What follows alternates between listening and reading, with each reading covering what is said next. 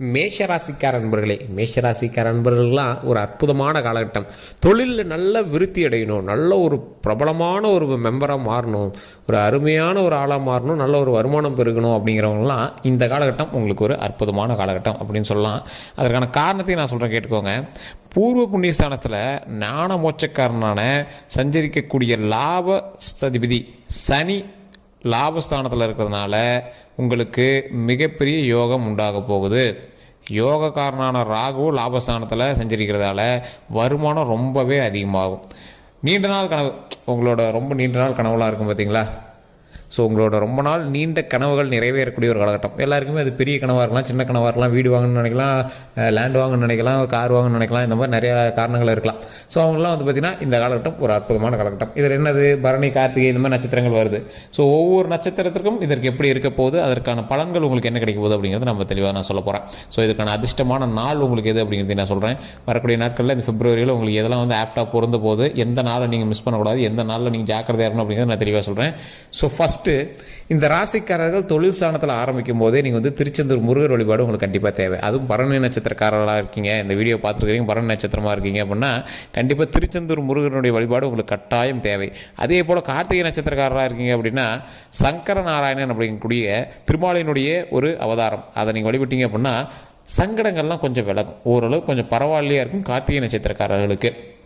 இதில் சந்திராஷ்டம நாள் அப்படின்னு பார்த்தீங்கன்னா இந்த பரணி நட்சத்திரக்காரர்களுக்கு பிப்ரவரி 11. ஸோ அந்த இடத்துல நீங்கள் சில முக்கியமான காரியங்கள் நீங்கள் ஏதாவது செய்கிறீங்க அப்படின்னா அந்த இடத்துல இருந்து தவிர்த்துக்கிறது ரொம்ப நல்லது. கார்த்திகை 1ஆம் பாதத்தில் இருக்கக்கூடிய கார்த்திகை நட்சத்திரக்காரர்கள் மேஷ ராசியில் பிறந்தவர்கள் நீங்கள் வந்து ஜாக்கிரதையாக பார்த்தணும் அப்படின்னா சந்திராஷ்டமம் வந்து உங்களுக்கு பிப்ரவரி 12. அந்த நாட்களில் நீங்கள் ரொம்ப கவனமாகவே இருந்தே ஆகணும் அப்படிங்கிற ஒரு காலகட்டம். அதே போல் அதிர்ஷ்டமான நாள் அப்படின்னு பார்க்கும்போது பிப்ரவரி 1, 9, 10 இது வந்து உங்களுக்கு ஒரு ரொம்ப அதிர்ஷ்டமான நாள். பிப்ரவரி 1 முடிஞ்சாச்சு, தைப்பூசத்துலேயே முடிஞ்சு. அடுத்து 9, 10. ஸோ இந்த நாட்கள் நீங்கள் தவறவிடாமல் பண்ணீங்க அப்படின்னா உங்களுக்கு மிகப்பெரிய ஒரு நன்மையாக வந்திருக்கிறதுக்கான வாய்ப்புகள் ரொம்பவே அதிகங்க.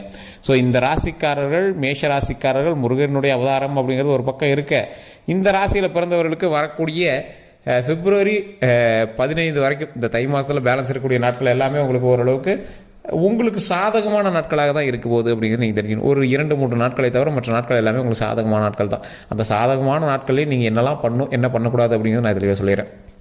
கேரயம் அந்த மாதிரி விஷயங்களுக்கு உங்களுக்கு நல்ல பொதுவான ஒரு அற்புதமான காலகட்டம். அதாவது ஒரு ஸ்டெப்பு முன்னாடி எடுத்து வைக்க போகிறீங்க. இப்போ இருக்கக்கூடிய காலகட்டத்திலேருந்து யோசிக்காமல் ஒரு ஸ்டெப்பு முன்னாடியே எடுத்து வைக்க போகிறீங்க. அந்த முன்னாடி எடுத்து வைக்கிறது நீங்களாக எடுத்து வைக்கணும்னு அவசியம் இல்லை. பின்னாடி இருந்து கூட்டம் தள்ளும். ஒரு கூட்டத்துக்குள்ளே இருக்கீங்க, அடுத்த ஸ்டெப்புக்கு போனால் பரவாயில்ல, சாமி தரிசனத்துக்கு வெயிட் பண்ணுற மாதிரி தான் இது. அந்த சாமி தரிசனத்துக்குள்ளே போகும்போது பின்னாடி இருக்கிற எல்லாருமே உங்களை தள்ளி முன்னாடி கொண்டு போய் நிறுத்துவான். அந்த மாதிரி இதில் ஒன்று நான் தெளிவாக சொல்லணும், இந்த மேஷராசிக்காரர்களை பொறுத்த வரைக்கும் இப்போ நீங்கள் எடுத்து வைக்கிற ஸ்டெப்பு வருங்காலத்தில் நீங்கள் எடுத்து வைக்கக்கூடிய மிகப்பெரிய படிக்கட்டினுடைய முதல் ஸ்டெப்பு அப்படின்னு தான் சொல்லணும். ஸோ இதில் ஒரு அற்புதமான காலகட்டங்க. இந்த ராசியில் பிறந்தவர்கள் எப்பேற்பட்ட ஆள் அப்படின்னா சாப விமோச்சனம் பெறக்கூடிய அளவுக்கு ஒரு ஆள். இந்த ராசி மேஷராசி, சாப விமோச்சனம். முன் ஜென்மத்தில் நீங்கள் எப்படி இருந்தீங்களோ அதில் நீங்கள் செய்த கர்மாக்களினுடைய வெளிப்பாடுகள் இருக்குது அப்படின்னா உங்களுடைய முன்னோர்கள் சாபத்தை எல்லாத்தையுமே கிளியர் பண்ணி வரக்கூடிய ஒரு அற்புதமான காலகட்டம். சார், இந்த ஜென்மத்தில் உங்களுடைய கர்மாக்கள் ஏதாவது உங்களுக்கு தொந்தரவு பண்ணிட்டு இருக்கு அப்படின்னா கண்டிப்பாக ஒரு நம்பர் வந்து அதை கொடுத்துருக்கோம். அந்த நம்பருக்கு ஃபோன் பண்ணி நீங்கள் வந்து பேச தெரியும். டிஸ்கிரிப்ஷனில் ஒரு நம்பருக்கு, அந்த நம்பருக்கு ஃபோன் பண்ணி உங்களுடைய ப்ராப்ளத்தை சொல்லி நீங்கள் வந்து சால்வ் பண்ணிக்கலாம். பிறந்த தேதி, பிறந்த நேரம், பிறந்த ஊர், அதை மட்டும் மெயினாக சொல்லுங்கள். உங்களுக்கான முழு ஒத்துழைப்பை சொல்லி அதற்கான விஷயங்கள் என்னெல்லாம் பண்ணும், வீட்டிலேருந்து என்னெல்லாம் பண்ணும் அப்படிங்கிறது எல்லாமே தெளிவாக சொல்லிடுவாங்க.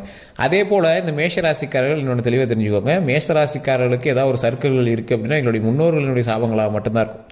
உங்களுடைய முன்னோர்கள் அல்லது உங்களுடைய குலதெய்வ வழிபாடு மிஸ் ஆகிறது, இந்த மாதிரி குலதெய்வத்தினுடைய கோபம், இந்த மாதிரி காரணம் தான் அவங்க வந்து இது பண்ணியிருக்கும்.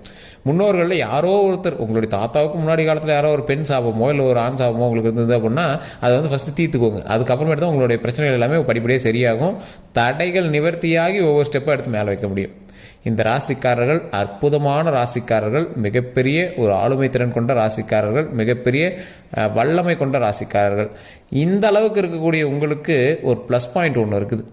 இதில் என்ன ப்ளஸ் பாயிண்ட்டு அப்படின்னா மிகப்பெரிய சாப விமோச்சனம் ஆகக்கூடிய ஒவ்வொரு நபர்களும், அதாவது மிகப்பெரிய சாப விமோசனம் நடக்கக்கூடிய ஒவ்வொரு மேஷராசிக்காரர்களும் கண்டிப்பாக உங்களுடைய குலதெய்வத்திடம் போய் வருடத்திற்கு ஒரு முறை வந்து நீங்கள் உணவளித்து அங்கே வந்து உங்களுடைய பாவனை நிவர்த்தி பண்ணி ஆகணும்.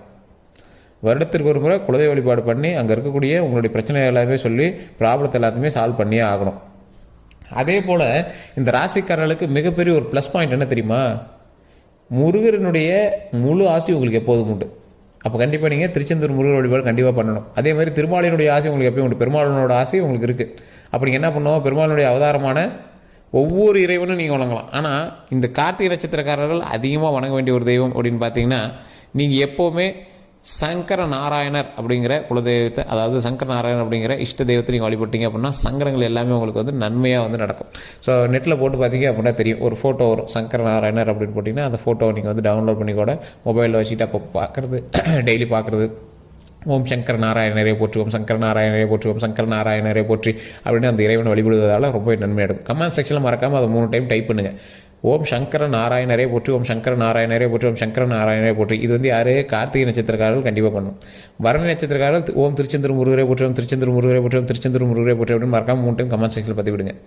எப்போ ஃப்ரீ டைம் இருக்கோ இந்த 2 தெய்வத்தினுடைய புகைப்படங்களும் ஃபோனில் இருக்கும். நீங்கள் ஃபோனில் நீங்கள் டவுன்லோட் பண்ணி கூட அப்பப்போ உங்களுக்கு எப்போல்லாம் உங்களுக்கு ஒரு மாதிரி தோண ஆரம்பிக்குதோ அப்போ அதோட முகத்தை பாருங்கள், அந்த இறைவனுடைய முகத்தை பாருங்கள். அந்த இடத்துல உங்களுடைய தடைகள் நிவர்த்தி ஆகும். கடவுள் உங்களோட கை கோர்த்து முன்னின்று நடந்து வருவார். அப்போ அந்த பிரச்சனைகள் எல்லாமே சால்வ் ஆகி அதற்கு தகுந்த மிகப்பெரிய நன்மைகள் நடக்க ஆரம்பிக்கும். ஸோ தொழிலில் முன்னேற்றம் நடக்க ஆரம்பிக்கும், கல்வியில் மிகப்பெரிய முன்னேற்றம் நடக்க ஆரம்பிக்கும். ஒரு 18 வயதுக்கு உட்பட்டவர்களாம் நீங்கள் கல்வி சம்மந்தப்பட்டமான விஷயத்தில் சின்ன சின்ன சர்க்கிள்களை சந்திக்கிறீங்க அப்படின்னா கொஞ்சம் பொறுமையாக நிதானமாக செய்தால் நன்மை உண்டு. அதே போல் இந்த மேஷராசிக்காரர்கள் வண்டி வாகனம் புதிதாக வாங்கக்கூடிய ஒரு காலகட்டம். இந்த டைமில் நீங்கள் வந்து வண்டி வாகனம் கண்டிப்பாக புதுசாக வாங்குவீங்க. ஸ்கூட்டியோ, பைக்கோ, காரோ, லாரியோ, இல்லை கமர்ஷியல் வெஹிக்கிள்ஸோ ஏதோ ஒன்று நீங்கள் வந்து வாங்குவீங்க. ஜேசிபி இந்த மாதிரி வண்டிகள்லாம் நீங்கள் வாங்குவீங்க. ஒரு வாகனங்கள் மாற்றுவீங்க. பழைய ஒரு வாகனத்தை நீங்கள் மாற்றிட்டு புது வாகனம் ஒன்று எடுக்கக்கூடிய ஒரு காலகட்டமாக வரக்கூடிய காலகட்டங்கள் அமையுது.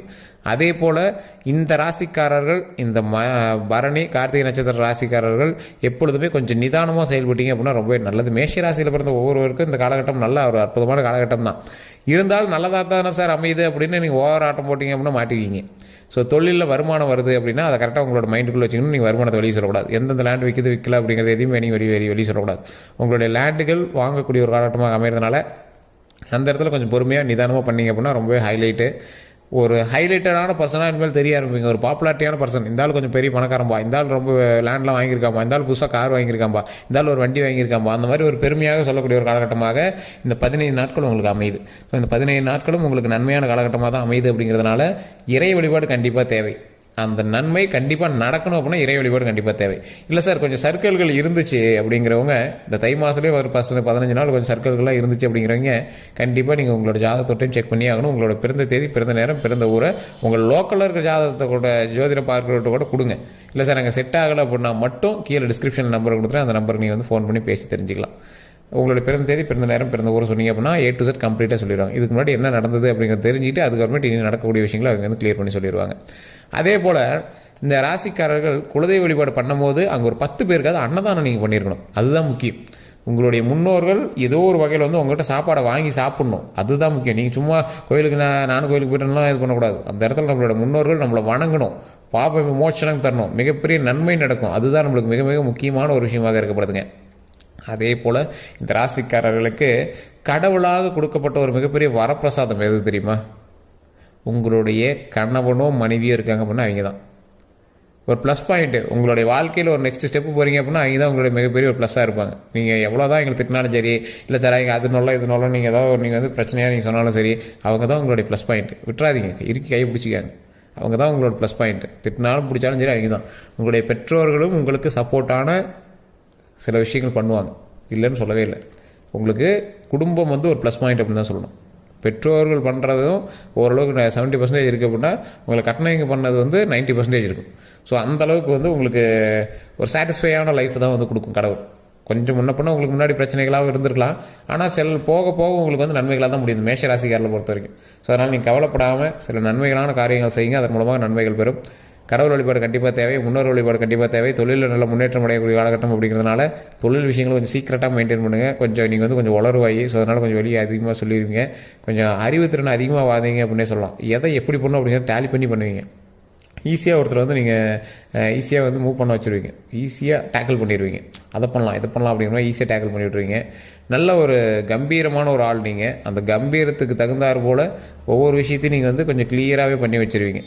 எப்படி அப்படின்னா ஒரு பிரச்சனை நடக்குது, அந்த பிரச்சனையை வந்து நம்ம சண்டைக்கு போய் தான் சரி பண்ணணும் அப்படின்னு அவசியம் இல்லை. பேசியே நீங்கள் சரி பண்ணிடுவீங்க. அதை வேறு மாதிரி நீங்கள் வந்து டேக்கிள் பண்ணிடுவீங்க. ஸோ அந்த மாதிரி இருக்கக்கூடிய நபர் அப்படிங்கிறதுனால கொஞ்சம் நல்ல ஒரு ஸ்லோ மோஷனில் எந்த விஷயம் பண்ணாலும் பண்ணுங்கள். அதிரடியாக பண்ணி மாட்டிக்காதீங்க. நல்ல ஒரு நன்மை பெறக்கூடிய காலகட்டம், நல்ல முன்னேற்றம் பெறக்கூடிய ஒரு காலகட்டம், தொழில் நல்ல ஒரு ப்ளஸ் பாயிண்ட் அமைக்கக்கூடிய காலகட்டம் அப்படிங்கிறதுனால கொஞ்சம் நிதானம் தேவை. அதை மட்டும் மைண்டில் வச்சுக்கோங்க. வண்டி வாகனத்தில் கவனம் தேவை. மற்றபடி உங்களுக்கு எந்த ப்ராப்ளம் கிடையாது. நான் குறிப்பிட்டு சொன்ன நாட்கள் எல்லாமே முன்னாடி சொல்லியிருப்பேன். அந்த நாட்களில் கொஞ்சம் சந்திராஷ்டமத்தில் கொஞ்சம் பார்த்துருங்க. மற்றபடி எல்லாமே சூப்பராக இருக்குது. வேறு எந்த ஒரு கருத்துக்கள் இருந்தாலும் மறக்காமல் கமெண்ட் செக்ஷனில் டைப் பண்ணுங்கள். கீழே ஒரு நம்பர் கொடுத்து அந்த நம்பருக்கு ஃபோன் பண்ணி உங்களுடைய பிரச்சனை சொல்லி சால்வ் பண்ணிக்கலாம். நன்றி நண்பர்களே.